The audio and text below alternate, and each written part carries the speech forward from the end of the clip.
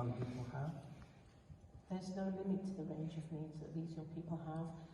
We've got those with Down syndrome, those with autism, learning disability, physical disability, hearing impaired, sight impaired, anxiety, mental health issues. We've not turned the door shut on anybody. If they can get from Corby to Rutland or from Leicester to where we're going, we don't care where you come from. We want to support them as much as we can. And what sort of numbers of young people are you in touch with? The numbers are small because of the needs of the group. But we've had a rapid influx recently, and we've got about 40 members on our books at the moment. But they come and go as soon as they've got confidence. We don't expect to grow much bigger than we are, because the whole idea is that we give them a grounding and a foundation. So as soon as they are confident, they will leave. Some come back, and some don't leave at all. So given the range of needs you've described, all kinds of different needs, what would you say is the main way in which this project meets the needs of young people? I think it's aimed at breaking the isolation that these young people feel. People don't realise that once these young people get into adulthood, a lot of the activities and the functions that they were able to attend is no longer available to them. So we start the group at 18 specifically to go through that transition. So as they're losing things, they're picking our group up. And it stops them being in their room on their own. As one young man told me recently, I wouldn't be doing anything, Jackie, I'd just be in my room.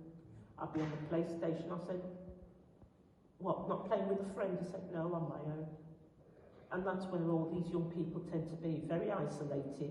They might be in families that love them and want to do the best for them, but they still feel that they want to be doing something with their peer group, and they haven't got the ability to make friends like everybody else. So you're giving them, amongst other things, the gift of friendship, which is absolutely fundamental. Sophie, what do you think the future for these young people would be like if they didn't have this network to belong to? If they didn't have what we give them, they wouldn't have their independence. They would rely solely on their parents, helping them do stuff or doing everything for them. They wouldn't have the friendship groups that they've made through coming to the group. It would be a very lonely life for them. So thankfully we can break that and give them a happier life, and they can do things that we take for granted. And can some of them reach adulthood with some prospect of economic activity or breaking into the workplace or some kind of purposeful future? We do have some that would be able to hold on to jobs that we could, but I'd say probably a vast majority of them unfortunately wouldn't be able to because of the various needs they have. They couldn't cope with it in the way we could. But luckily there are some other charities, so like I know the Air Ambulance and Vista, they do take on people that have additional needs and let them be volunteers, so they get an insight to it, but unfortunately not as much as we can.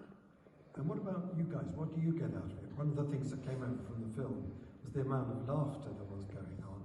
But so give us a sentence about what it meant to each of you to be part of it. We have so much fun. As much as the young people we take out enjoy it, I think we enjoy it just as much as they do.